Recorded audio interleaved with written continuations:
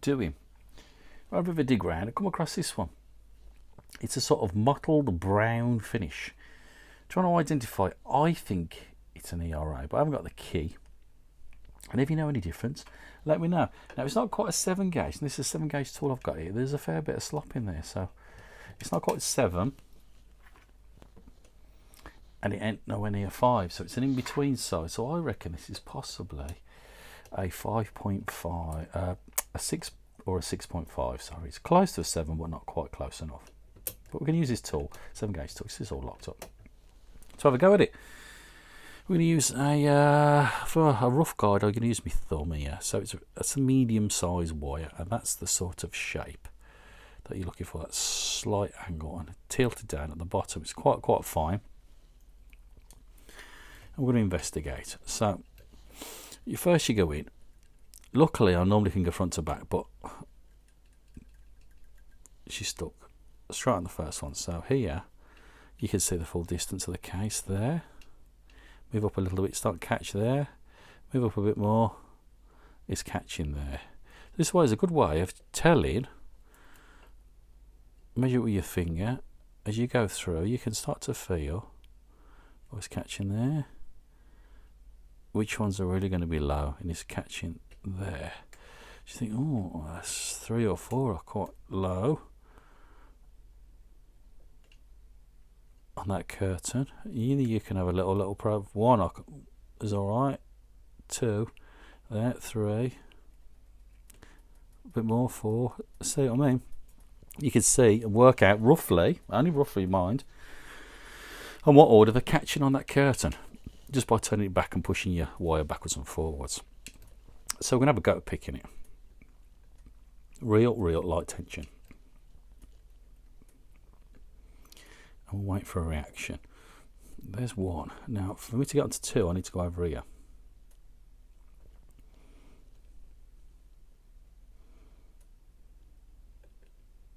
I'm feeling don't get any movement on that bolt through that curtain. 1, 2, 1, 2, 3. Now we need to find out where number 4 is. Now he's a low bugger, he is. Oh, change my angles.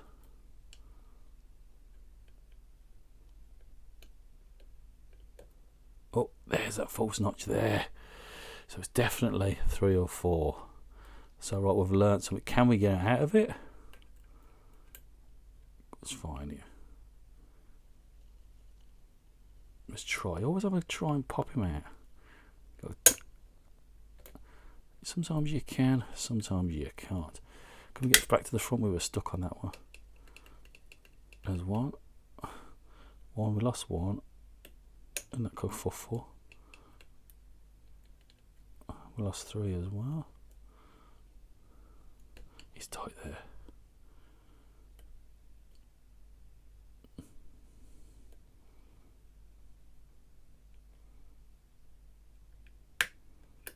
Where are you, little?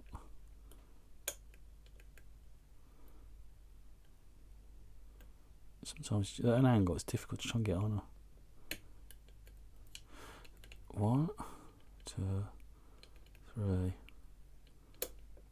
5. So you see how I got through that? It was a bit of a fuff. We dropped into that notch, and I kicked myself out of it, and I dropped a couple of them, but a few of them were still set in place. So it is possible. It is possible. What a bit of a pig! What a bit of a pig! Should we have a look what's inside it, and we can decide what sort of lock it is. I've got a screwdriver here.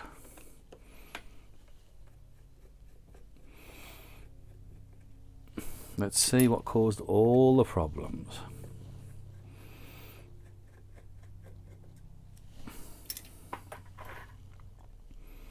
Come on, you little. What we got living in here? Oh, there's cobwebs. Well, that's plenty of wear going on the inside of the case, isn't it? So we're going to have a look at the levers. So we've got a little cobweb in there. So there's a recent little family living in this lot. Well, looks of it for the cobwebs. So, anybody with me on this identifying it as a ERA, or do you think it's a Will and All or another brand? They're very unusual for ERA to be this, but it could be an old style.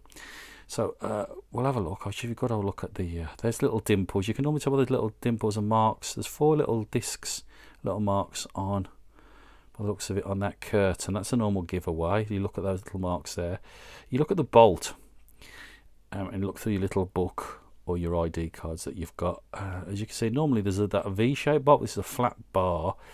It's brass set onto a steel bolt, and then you see the shape underneath the actual bolt. So that normally gives you away. If you look in a book, you can see that shape looks different, and that shape at the back there. So you have to look at different indicators to try and pick up what sort of brand it is, and there is so many similar.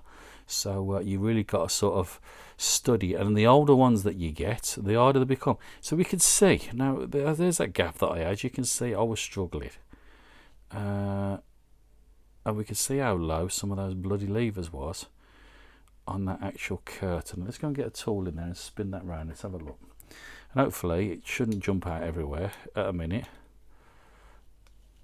So you can see, let's try have a look in that gap. They didn't give me a great read. It's number 2 really. It's not so focusing all the way back there. It was number 2. It was giving me some jip there, as you can see. Right, on that bugger. Right, we'll take them off and we'll have a look. Now, let's get the first one off and let's have a little wiggle. Oh, everything's starting to go everywhere. Oh, we've got spacers. So the first one, quite clear. We've got a nice big tough old fat false notch there, or false gate as somebody, because there's the gate, that's a false notch there. So it was a pretty reasonable lift, wasn't it? Otherwise a little lift and you'd have got stuck in it. And are we getting any numbers? We all love numbers, don't we? Any numbers on this bugger? I need some new glasses, guys. Oh, there you go. Great big bloody fat number 1. There it is there. There it is. Number 1. Okay, number 1 was number 1. Let's remember this for me. Don't forget. And then one of those weird shaped lever spacers. Now you're keeping the count. If you've got a pen, someone write this down. I ain't got a key like or anything, so it don't really matter. But spacers going on there. And then magically, which is quite unusual, a number 2 is actually a number 2, and the numbers are not for lever order; it's for cuts. So the slightly different cut on number 2. Okay, and it's a number 2. What we got here? That was disappearing on me, wasn't it? Come here, little bugger.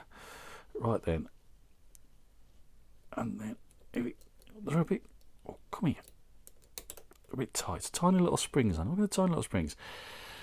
Number 3 is a number 2 again. So there's 2 similar levers. And let's have a look what's going on here.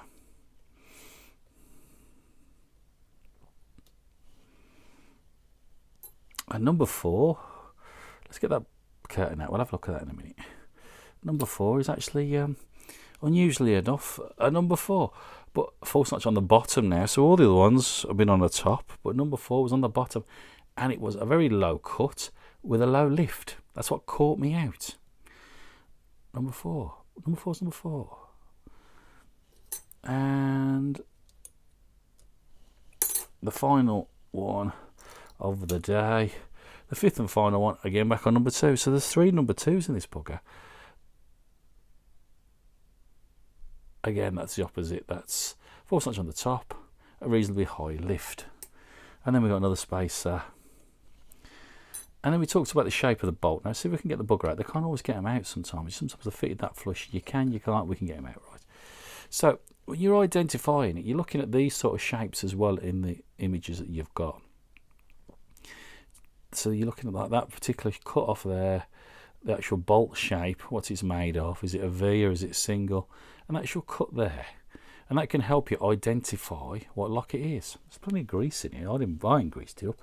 There's that. And then, as I was saying, on the curtain, another good identifier is you can see these little circles Sometimes you can see these in some of the images, and that can give it away, and the shape of that, of what brand it is as well. So guys, I hope you enjoyed that. Remember, if you did enjoy it, put your old thumbs up, put the old comments down. If you think it's a different brand of lot, let me know. And for the prize draw this week, guys, it's going to be, and I think I've got one left somewhere. I think I have. If you look here, I might have one left. We've got an American padlock for you, I think. Let's have a look. We've still got one in here. It's not a box of fluff. I better make sure it's right. Yeah, oh yeah, a brand new one. I know some of you guys enjoy picking this. It's the 1100 series, so I've got one left. So, guys, I appreciate your support. We'll do a little prize draw on Friday for the supporters. My way of saying thank you. You don't pay to be in the prize draw. It's just part of being a part of a member. You get discounts in the shop and extra videos and a lot more content, and I'll give you a lot of help on some of the projects that you run. All you got to do is get in touch, and I shall help you find out some of the answers. That's all what part about being a supporter is, and it's for you guys that make these videos possible, so I can spend the time, buy the locks, and try and explain as much as this stuff in my own head to you guys, and hopefully it does translate. So we can learn a little bit every week about something different. It is difficult. I have covered so many locks over the years, you can think of how many different brands of locks, but there's still some I haven't, so I do keep looking, and the job becomes a bit more difficult.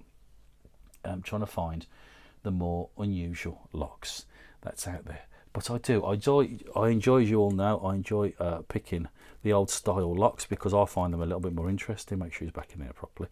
A little bit more interesting, and there's so many other content on YouTube and whatnot on the newer style stuff. So the old styles more interesting for me. We could learn from old style things, as you know, and then we can put some of those practices into some of those newer locks when we get a bit more experienced. So guys, stay safe, stay well. Remember, feedback, comments, and I'll see you all very soon in the week. Ta-da!